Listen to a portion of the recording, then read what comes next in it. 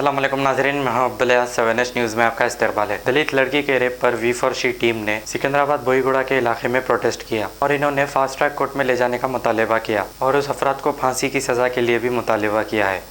आइए देखते हैं ये रिपोर्ट।